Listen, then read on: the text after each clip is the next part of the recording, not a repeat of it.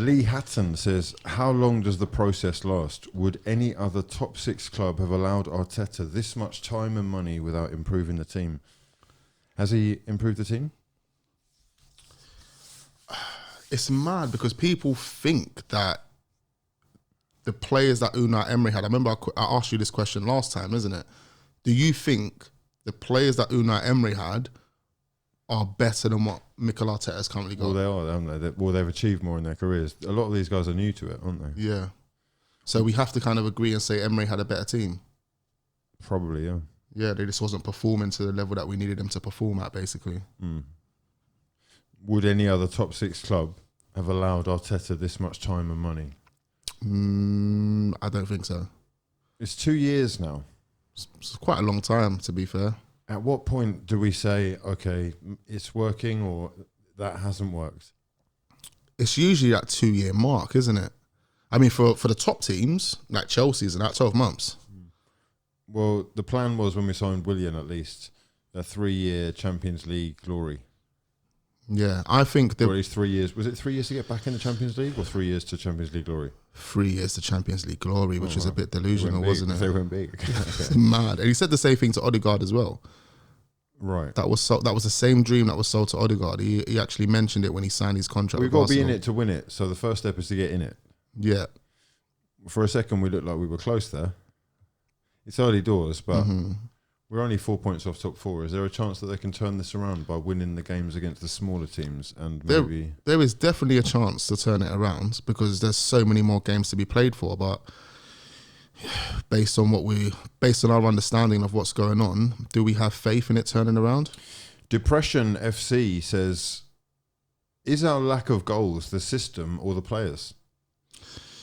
System, 100%. So, Aubameyang scores goals for other clubs. Yeah, if it's the right system for him, yeah, of course. There might be other teams that he will buckle under the pressure for, but I think it's the system. It ultimately doesn't utilise the attacking players for their strengths. We've created 13 clear-cut chances this season. That's the same as Newcastle. 3 more than Norwich. 3rd worst in the league. 2nd level worst in the league. Yep.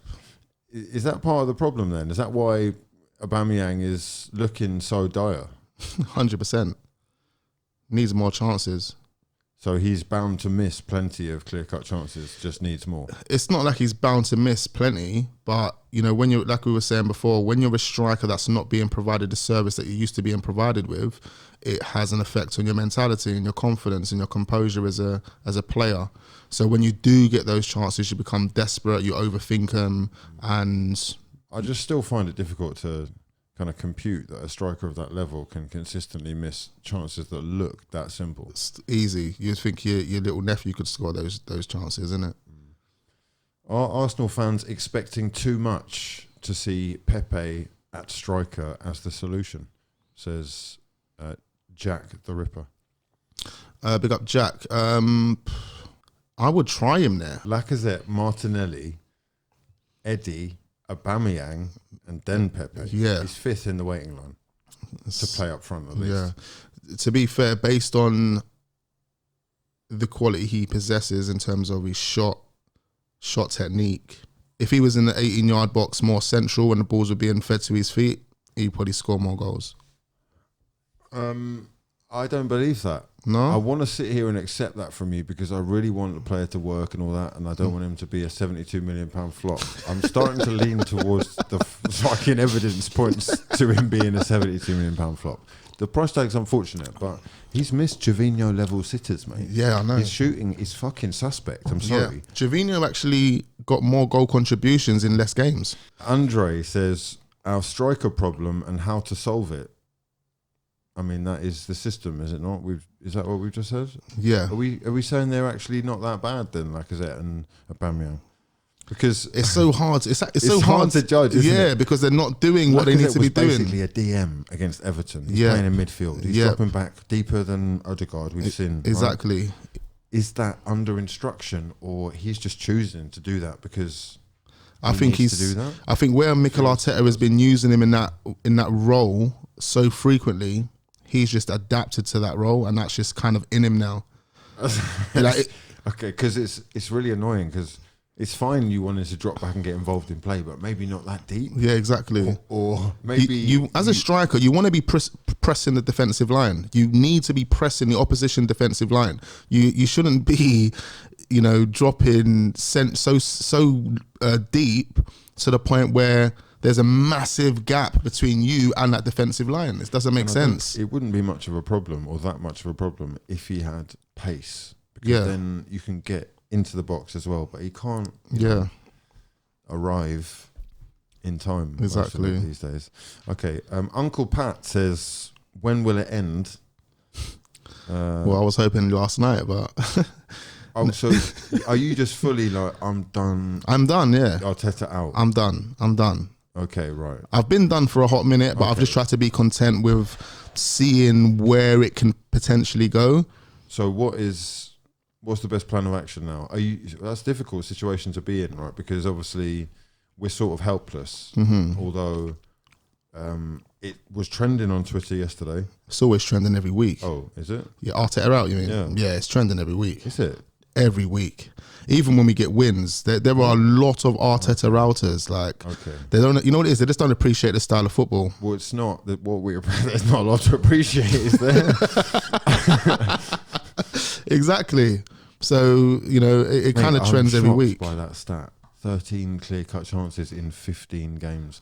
Liverpool have created 49. 49 and scored how many goals? 44.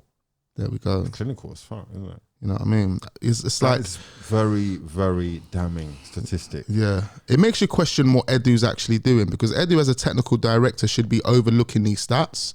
His job as a technical director is not only to just sit there and look at players to bring in for the system, it's to make sure the system's working and what the players are producing is working. Okay, do the stats matter if we get the results? Does the style of play matter if we get the results? Yeah, it always matters. It always matters. It's like the identity of who we are. Yeah, exactly. This isn't Arsenal that we know, though, is it? No. But this is a strange situation that Arsenal haven't really been in for a while. Yeah. We're very reliant on youngsters. Yeah. So should we have maybe curtailed expectations? Or is that just bad? Should we just always want to be champions? We should always want to be champions. Right. But what you just said makes sense. And I think, Edu and whoever's there calling the shots are probably basing it on that. Look, we don't have the team that we used to be, and we are trying to get back there. So we just have to kind of be Project Youth, content with what we're seeing at this moment in time, and in hope that it improves. Well, they were content a minute ago, or at least he seemed pretty content when Josh came out with his interview with Sky. Yeah. And that was after the 9-game unbeaten run, which, has put us in this position in the table, 4 points off the top 4, with 2 defeats in a week, really changing the atmosphere of the whole place. Let's move to the next question. We failed to beat United and Everton when we were leading in those games. Arteta, is he out of his depth? He doesn't seem to have game management whatsoever. Why did he keep Aubameyang and bring Eddie, who refused to extend his contract? That is from Alunangi. It's weird decision making, isn't it? But I don't know, to be fair. Eddie's situation, hasn't signed his contract. Do you think he has done enough to warrant a new contract at Arsenal? No, not necessarily, because he hasn't. Do you think he's just not talented enough to? I think he's got talent. Yeah, I actually said previously that he could go on and be a good Premier League player, but we just haven't seen him in action as much as we would have liked to see him against Everton. So, what do you think? It's not consistent enough for me to make a full judgment, really. Well, what did you think of we don't get to see him, so it's Premier League football. He's come on. We need a goal or something. What did you think? I mean, he looked bright. He looked like he wanted to try and do something. But again, he looks like. Was he better than Lacazette? I mean, he was showing definite. On the day, what do you think? Better energy than Lacazette for sure. Looked much more enthusiastic. He looked much improved to me. He actually looks like he's bulked up a little bit as well. Bulked up? Yeah, he definitely has. Decision making was good. He was involved in a few possible chances. Hit the post. Nice little cutback for someone. Can't remember who. Mm-hmm. Eddie Nketiah may well have like overtaken Pepe in the pecking order. Yeah. Is that something that is going on in training? Maybe he is actually performing on a consistent basis, or is it just the fact that Mikel Arteta wants to sort this contractual situation out by tempting him with some minutes? It could be either both. You know, Mikel Arteta has said that he has looked good in training, hence why he's been picking him over Pepe. But then, you know, he could be also trying to give him these minutes to try and convince him to score, to try and convince him to sign a contract. But then, with how things have gone, with players signing contracts, like Balogun, for example, signed a new contract, hasn't been seen since. Do you reckon Eddie Nketiah is kind of looking at that, thinking, I don't want to kind of find myself in that position? Well, how's he getting in the team ahead of... Maybe he doesn't want to be in the team. Maybe he's just playing to a certain level now because he's trying to prove that, you know what, I can play in the Premier League and there will be a Premier League team that can sign me at the end of this season. I mean, it does seem odd that a manager would entrust, you know, the future of the club, I guess, with the game or minutes in the game, with, you know, to a guy who isn't committed to the club. Or maybe it could be where Eddie Nketiah has said, look, show me that I'm a part of this squad, and then I'll sign a new contract, isn't it? Yeah. So that could be the stance on it. Well, I mean, it's just very confusing. Like, I'm all for Eddie being in the team if he's showing in training that he deserves to be in the team. Yeah, exactly. It's just we don't really get to see any of that. What I did see yesterday has made me think he's probably the best striker at the club. His hold-up play was very impressive. He's bringing other people into play really well. He was on the end of a chance which he really should have finished, but it was bloody close, and he did everything right, really, heading the ball straight down. Unselfish, and should have resulted in a goal. Yeah, basically. Absolutely. So there's a little bit of me which is like, Pepe is not showing me those things. Maybe that's happening in training as well. Possibly. Eddie improving and not having signed his contract might actually be something like him saying, do you know what, I'm good enough to play here, and I keep seeing these bottle jobs doing this missing from 2 yards, whatnot, 4 goals in 14 games thing. Yeah. Show me some respect, please. Maybe I'll think about it. Yeah, exactly. We've got the next one from Joshua, who says, where's our style of play gone? One thing Arsenal teams always had was the ability to keep the ball and play football. Intricate 1-2s in and around the box, passing teams to death. What's happened? The managers happened, didn't it? You know, the managers tried to put a new stamp on the team, new identity. What is that identity? Listen, when I look at top managers, let's look at the top teams, right? With Pep Guardiola, we know they want to keep the ball. There's lots of intricate 1-2s. Yeah. Lots of cutbacks. Yep. Not really a counter-attacking team, more of a control the game by possession and not have to defend as a result of just having the ball. That type of, it's their style of play. Yeah. Liverpool, they call it the rock and roll, the pressing high intensity, never stop. They've got options though. They can play those balls over the top.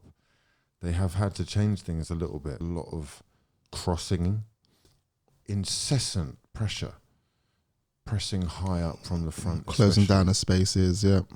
Where else can we go? Chelsea, identifiable styles of play. And we can literally take the manager and explain exactly what that club are trying to do. I'm not sure, even after 2 years, that I can do that with Arteta.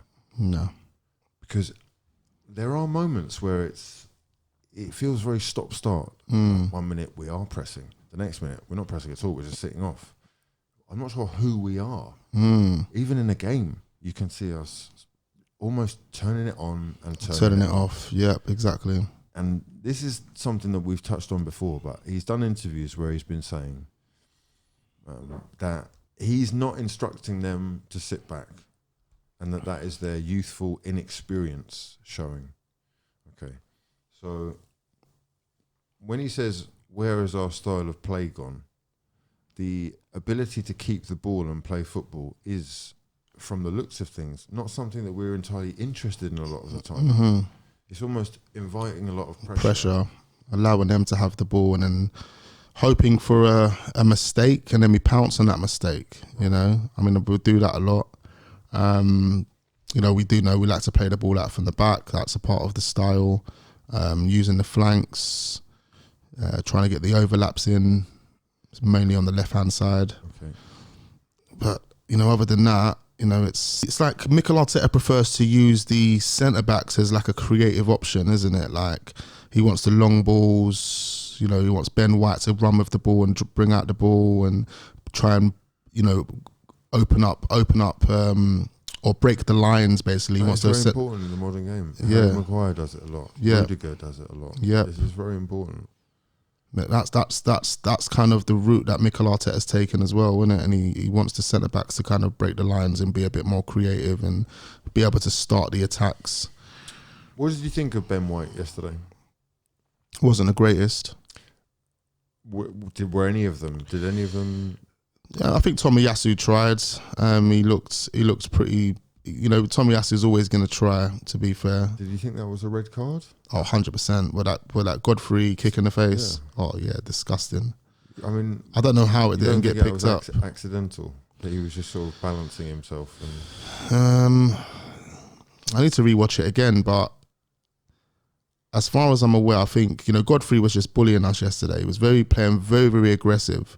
I think a lot of what he was doing was intentional. Do the senior players deserve to play? They embody mediocrity and complacency, says Kirk. I mean, we need Who them. is he referring to, by the way? He's probably talking about Thomas Partey. Awful yesterday. Awful. He's been awful for quite a few games now, isn't he? Like, it's literally... What's happening there? I just don't know. He's a Champions League level player who's played under the instruction of the general. I'm pretty sure he won the La Liga. No, did they win the La Liga after he left or before he left? I think they won the La Liga as soon as he left, mate. As soon as he left. Torreira's the one that won La Liga. Oh, yeah, it was Torreira, wasn't it? I don't know, man. You know, Thomas Partey just trying to find himself, isn't he? Just trying to find himself. Like you said, he hasn't adapted to life in England just yet, which is a bit surprising because he's been here for a year and a bit. Knowing what his role is in that central area, I just don't think he actually knows what his role is. You know, you could do the basics, passing, tracking back, you know, trying to defend, etc. But, you know, who am I in this team?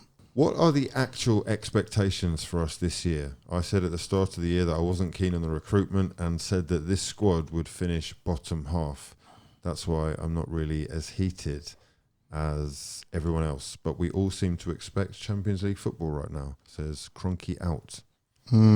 Is that his name, Cronky Out? Well, Cronky Out, Aaron 2NS. Big up, Aaron. Expectations, man. We were talking about this earlier. Like, beginning of the season, I said 12th, mid-table-ish, 12th, 11th. You know, as an Arsenal fan, you know, you'll always want Champions League football, wouldn't you? You always want to be in that top four because that's all we've kind of ever known, really, isn't it? Especially for the past, like, 25 years. 4 years now, isn't it? 4 5 years? Yeah. 4 years? Yeah. 5 years? 4 years. Okay. Oh, 5 years, actually, because it was Arsene Wenger that got us knocked out. Wenger's been gone for 4 years now. And then it was the season before he went. Wow, that's when it's been 4 years since Wenger's gone. Time's gone pretty quick. Do you think that bringing another manager in really would be sufficient? Yeah. Because I just think, because Mikel Arteta is new to this whole experience as a manager, he just hasn't found himself as a manager. Like, don't get me wrong, he could go on and be a successful manager one day. That could be 5 years, 10 years, 15, 20 years. We don't know how long that's going to take. Well, technically, he's a successful manager already, isn't he? He's won FA Cup and Community Shield. Not many managers do that. I guess so. But when I mean... don't think Pochettino had won a trophy before he got to PSG. No, he hadn't won nothing. Just got to the Champions League final, so which was a big move for Tottenham, to be fair. He's a successful manager already. I would, like, in terms of how long he's had as a manager, he's got to be one of the most incredible ratios. Yeah, I guess so. Based on those 2 trophies there. Yeah, I know you don't. That hurt you to say that. No, it's not even. No, it's not. It doesn't even hurt me. I mean, at the end of the day, I'm glad that he got off to a good start. Do you know what I mean? And I'm not gonna lie. When we won the FA Cup, I was a bit overgassed, and and I went and splashed loads of money at the Emirates. Do you know what I mean? You sound really fucking bitter about that now. But what did you buy at the Emirates? oh, I went crazy. I spent about 500 quid, man. Oh my god! Loads of different bits. Like some of the bits I haven't even worn. They're still in my wardrobe. Like. But all those training tops, this first kit, name on the back, got my partner this and got my nephew that, and do you know what I mean? It's man. But like the good times for real. Funny anyway that Aubameyang was firing all cylinders then, and at the time at least, were you keen on him signing a new contract? When he signed his contracts. Yeah. So I was kind of caught in 2 minds at the time because I thought, look, were you entertaining the idea of okay, maybe it's time to move him on and bring someone else in? Oh, right. Yeah, I was actually at the time, but a lot of people would have been furious if we'd let Aubameyang go then. 100%, and I got a lot of love for Aubameyang, man. Like the guy's a cool guy. Man's met him. He's really, really down to earth dude. Like he comes across really humble, even though on his Instagram he's a bit wild at times. But I just felt at that point, maybe it was time to move him on because of his age. He was touching 31. But then a part of me was like, no, this guy could actually be a living legend. He could be we ain't had a legend for quite some time at the club. We're going back to. What does he have to do to become an Arsenal legend? Commit to the club, of course. Commit. He's done that. Yeah, no, exactly. But that's one factor. And play consistently well, and lead us to glory, man. Lead us to more trophies. Lead us to. Take us back to where we wanted to be. We know since Aubameyang's been here, we've only seen Europa League football. If he was a part of taking us back into the Champions League, that would have helped solidify that legacy status. They've had chances to do that already. Yeah.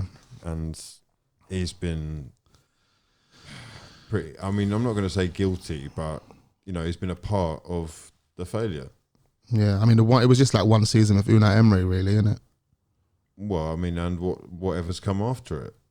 Yeah, of course. Maybe the system isn't working for him, but he is the one missing sitters from 2 yards out. I'm sorry. I find it very, very difficult to understand how that's possible. Well, no, but how it's possible to blame the manager for Eddie missing headers from 1 yard out, or Aubameyang not being able to put it in the back of the net when you don't have anyone to beat except the keeper. Yeah, no, I hear that.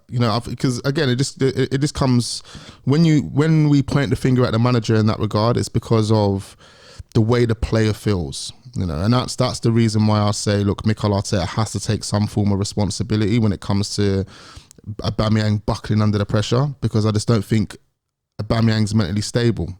And you don't think he's mentally stable? Yeah, and what I mean by that is like he's mentally in the mud right now. Oh, he's got confidence all gone. Yeah, confidence is gone, and then that leads to a number of other things. Do you know what I mean? And I think as a manager, you need to be able to give him that confidence.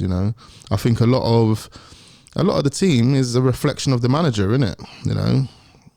He scored 92 goals in 163 games for Arsenal. Yeah, but the maddest thing is, it's like he should have done over 100 goals by now. Well, he's only 8 away. I mean, yeah, but he should have. I think he could have been achieving that last year, over 100 goals. He can get that this season. Yeah, no, he can still get that this season. But I think what did he have to do? There was a point. There was 100 goals is a hell of an achievement. Yeah, that's super quick that he's done that. Yeah, 100%. That's like a goal every 140 minutes or something. Yeah, I think there was the last stat that I see of Aubameyang being close to hitting 100 goals. He was on like 115 games with about 80 goals or 79 goals. So we've seen that since that point, there's been a massive decline. 10 goals last season. 10 Premier League goals, yeah. That's dreadful. Dreadful. That's probably the worst in his career as a mature, experienced player. And as much as I can blame the manager, the system, he is as well partially to take the blame. Absolutely. He is the one missing sitters. Absolutely. That's what I was about to say. He has to take some form of responsibility. I've said it on my streams as well. You know, the guys, he has to start using this initiative and start, you know, finding confidence from somewhere. But I looked up his value on the transfer market, you know, that website. Yeah. What did you think it was? 12 mil. Oh, okay. 22 mil. 22 mil. For Aubameyang, I was shocked. I was genuinely shocked. I thought we'd get 40. Yeah, we probably could still get 40 if we was to try and fling him off. But who's going to pay 40 million for Aubameyang? That's not been proving himself in recent months. They have the most valuable player at the club as Bukayo Saka. What's he worth? 50 odd. The drop off is quite significant though. The next most valuable player, according to them, which is nonsense really, but which is quite entertaining. Yeah. Thomas Partey. Wow. At 35. Wow. I mean, yeah, wow. Might as well sell him now, get that money back. I mean, they don't rate a lot of our players. No.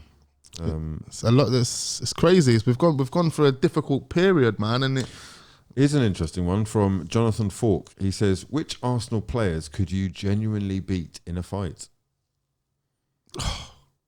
Probably most of them, bro. Oh, no way. Some of them are quite... Have you seen the size of class? I mean... Kolasinac is probably... Rob Holding is hench, bro. Yeah, you know, but Rob Holding would box us both. You don't know, man. Okay. Listen, you can't because the man's hench, you can't judge man on being hench. It's about... No, I know, you're right. It's about mentality as well and you know, fighting style. But, you know... Who have you confidently got, though? Like most of the team, bro. They seem run up on Tomiyasu like that. Oh, Tomiyasu could karate kick man in the face. No, Tomiyasu, he's probably trained, isn't it? He is probably trained in fighting. Why do you think he's trained? Because he's Japanese. Yeah, I mean, is that? Yeah, but they go through classes from young. I think it's a part of their curriculum over there, isn't it? Oh, okay, I don't know. Yeah, maybe. I might be wrong. I don't mean anything by it, but I can imagine Kolasinac being dangerous. Yeah, he's probably the most dangerous one out of all of them. He'll pick you up, bro. Yeah, one hand, bear hug you, like literally. Striker wise, none of them. I think Aubameyang's soft. Lacazette's probably give you. Aubameyang is probably the first one I'm going for. I'm not gonna first one.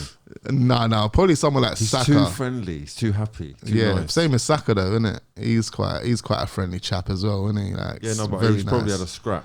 I reckon at school he's had a couple of scraps. You'd be surprised though. You see people like Aubameyang. He's been around guys though. Like he has been around guys. You see the people he's around. Like even his brother. His brother's a bit of a wild character. Okay, I reckon they've got some boys in their circle that are just straight from the streets. Like because they seem like they've been messing with those street dons. You're not convincing me by that. Listen, the company you keep does not mean you are that man. Yeah, that's true. He's soft, bro. Yeah, no, he is soft, man. Soft. Look, I love him. I really do. He's one of my favourite players. No, you're right. He's 100% soft. This is what... He's a shy character, isn't he? Like, he's very shy. He's just a humble guy, man. He's actually, you know, like you said, when you meet him, it's obviously he's got the flashy clothes on and whatnot. Yeah. But... you know, he's never got bad energy. That's something I do like. So it would be great if it could just work the fuck out, really. Exactly. Unfortunately, right now, it isn't. Stan Kamaliev says, if Arteta gets the sack soon, who can we realistically get in charge? Realistically, it's a difficult one, to be fair. You know, we've got our managers that we would like to see. Me, personally, due to the style of play and what they've done with young players, seeing as we are going down Project Youth route, is Ten Hag. I think. What is he going to do at Arsenal when Manchester United are calling? Would he come to Arsenal? Yeah, that's the thing. I mean, this is someone that I would like. I couldn't say it's a realistic target for us because I know a lot of people. What is it about Ten Hag that you like? I like his playing style. I like his attacking identity, bruv. He's a really good attacking manager. Okay, what is that though? Look, at the end of the day, he has produced in 200 games. Yeah. Just over 500 goals. In Eredivisie. Yeah, I know it's kind of an easier league, but kind of. How many players has the academy produced in recent times? Let's say in the last 10 years. Loads. So many. So can we entrust like Because this is Project Youth. Yeah, but we've got some incredible players as well that, are, in my opinion, are ready to come through and add some sort of value. So again, I say, like, if you take Ten Hag out of that situation and put him in Arsenal, can he make that same system work with our academy? I reckon he could. Working alongside Perma, Asaka, I reckon they could. Right. So would he be interested in doing that, especially knowing that Manchester United want him as well? Possibly. I mean, if he's agreed to do it with Ajax, and that's the philosophy of that team there, and he's been. If I'm an agent and I come to you right now and you're a manager, and I say I've got 2 jobs for you, bro. Yeah. I know you're the most elite football manager done out. Yeah. 2 clubs want you: Manchester United and Arsenal. I know you're an Arsenal fan, but just put that to one side for a second. Which of those jobs is the more attractive proposition? Realistically, Manchester United. Why? Because of the current course, the current core that they have that you can build around, and the fact that they'll probably financially back you. So whatever you kind of need and require, it's there for you. Right. You're more likely to win a league. You're in the Champions League already. Yeah. There's probably better wages. Like you said, the availability or possibility of getting the available top players or just making demands. More likely seems all of those things to happen at Manchester United. But then it all depends on what type of manager Ten Hag is. He might be a project guy. He might be a project guy. He might want to work with the youth. He might want less money for working. You know, we don't know what type of guy he is. Do you know what I mean? No, think about that. No, what less money? No, I hear what you're saying. Less money for working. To be fair, we know that Arsenal are able, whether they're willing, they are definitely able to give big money for a manager. If Tottenham can give Conte 13 million, that's how much Conte is getting at Tottenham. They don't win anything. Do you know how much Arteta's getting a year? 6 million. Oh, it's 6 million. Who said what? Oh no, I'll take that at face value, right? Because I've heard a couple of figures now. But what numbers you heard? Someone said 8 mil. Someone said he was on 6 mil, and then when they gave him the title of manager, they bumped it up that to could 8 be mil. That could be correct. I thought it was genuinely that they're trying to get a cheapie. It's not a cheapie, bro. No, not at all, man. How's he pulled that one off? Exactly. Amazing. You know, 8 or is million. that just off the back of the FA Cup? Well, the 8 million probably is off the back of the FA Cup, but I do know prior to that he was on 6 million. That would have been the initial contract that he signed. Incredible. But still, that's a lot for your first job. Yeah, still more than half. Job. Yeah, still more than half of what Arsene Wenger was getting. Yeah. And again, if Tottenham are giving out 13 mil, we can definitely give out 12, 13 million as well. Have you heard about these links with Spurs and Fiorentina's Vlahovic? Yes. Apparently Antonio Conte is trying to make moves. Yeah, and he probably will make moves. He probably will be able to get him after the. Is this like one of those typical transfer rumours to scare Arsenal fans though? Could be. We never know, but we're vulnerable. Yeah, easily manipulated. Easy.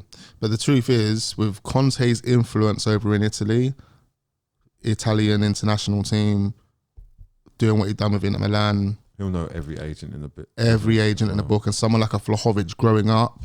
Watching. Well, he's only 21. This guy's probably the future, and if Spurs get him, I'm a little bit worried. Yeah, 100%. If they can get rid of Kane and make money there. Yep, they'll probably sell Kane and still have enough money to get him and other players.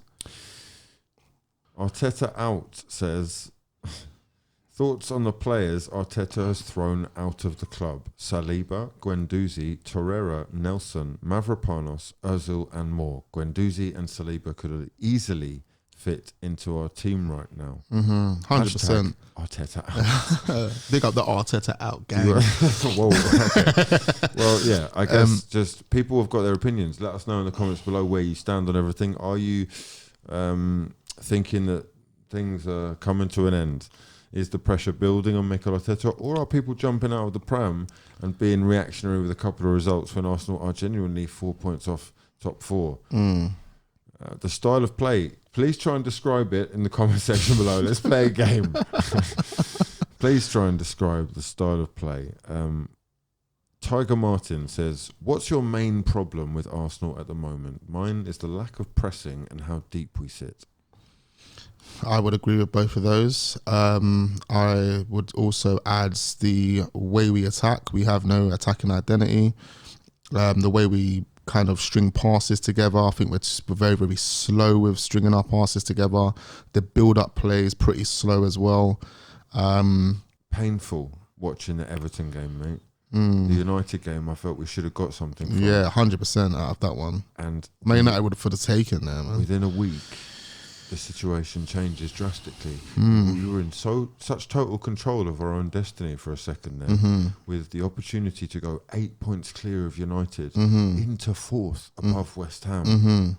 People really would have got on board. Forget your fucking performances that have been shocking. Forget there's no style of play. Somehow, some way we're here. Yeah. Then you build and bounce from that. Exactly. Honestly, now a lot of people are going to be turning, and this hashtag Arteta out is trending every other fucking day. Yep. Got the next one here. It's from Manuel Dusan, who says, if Arsenal finish with no European football at the end of the season, should we still back Arteta's process and try and strengthen individual positions as players are underperforming, or go in another direction? If that's the case, who could we realistically get?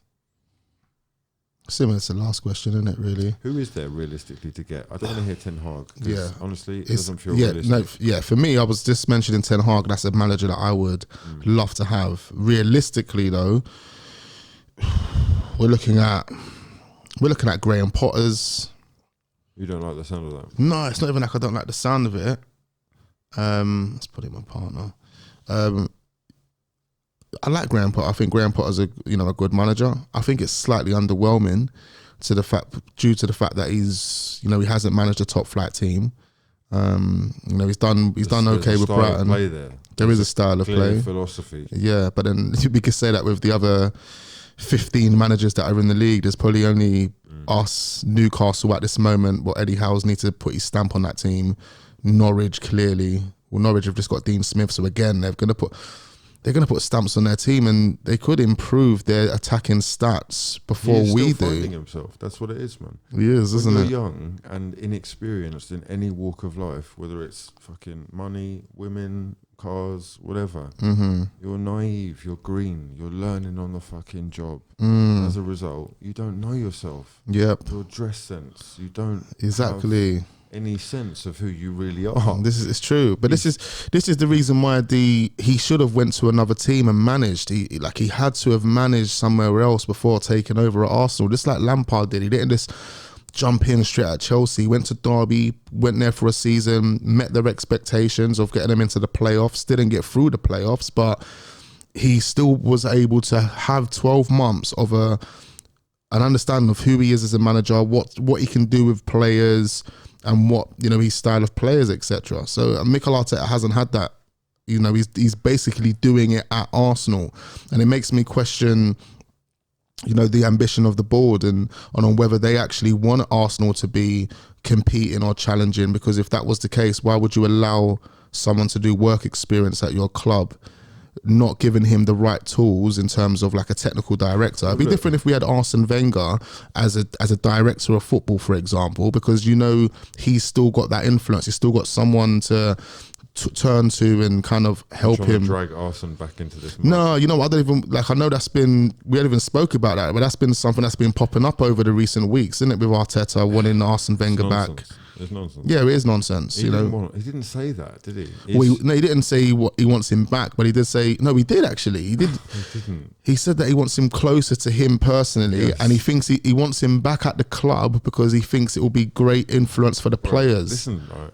This is what the media do. They manipulate Arsenal fans, twist words to suit their own little agenda. Yeah. Arsenal are doing badly, so they need Wenger's help.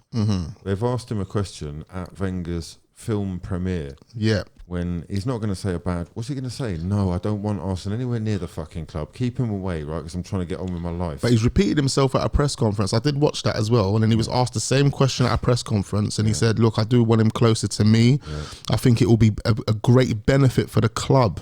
Okay. And those he said two that with his things- own words, and though. Those two things do not mean I'm trying to give Wenger a job at the club. No, of course not. What they mean is, it would be great if I could actually get a text from him every now and then. Maybe I could get some advice from him personally, because I'm learning on the fucking job. And Yeah. Wenger's my dad. Yeah? Wenger is not taking that job. He's doing fucking global development at Yeah, FIFA. he's not gonna. busy, Of bro. course, he's not gonna. He's not gonna Arteta come back does to not Arsenal. want Arsenal doing his job.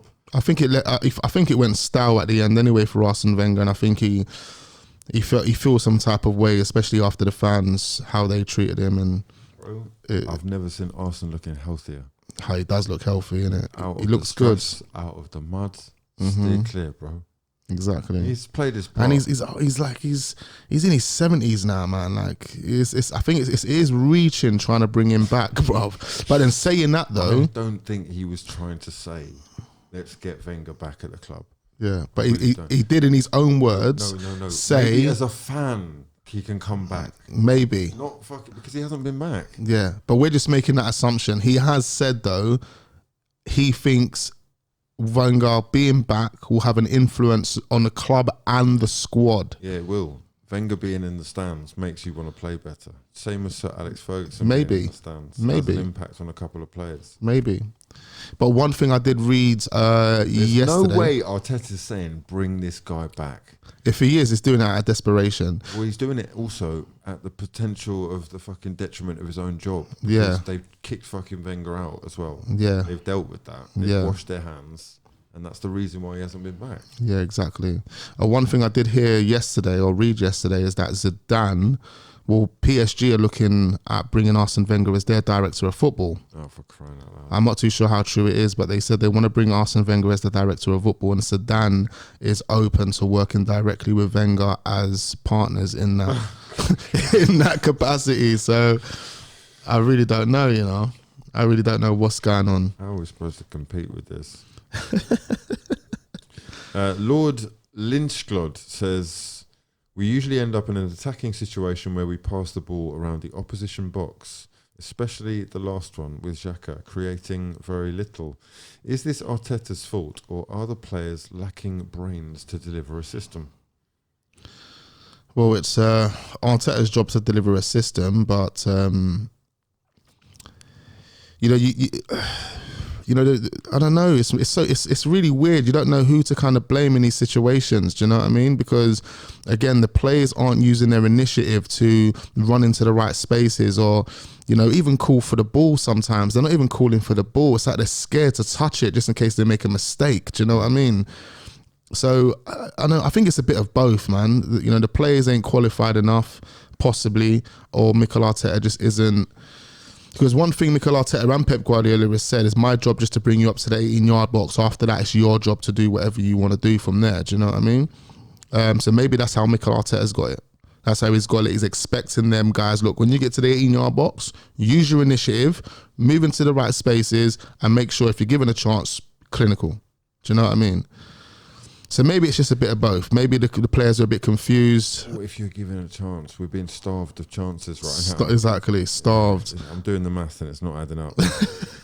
Listen, it's been an absolute pleasure, as per usual. If you'd like to get involved in the comment section below, we will be back, same time, same place next week. Yeah. For another episode of The Arsenal Agenda. Get your comments in, questions in, any topics you'd like us to discuss going forward, and we'll do just that. For now, though, it's been an absolute pleasure.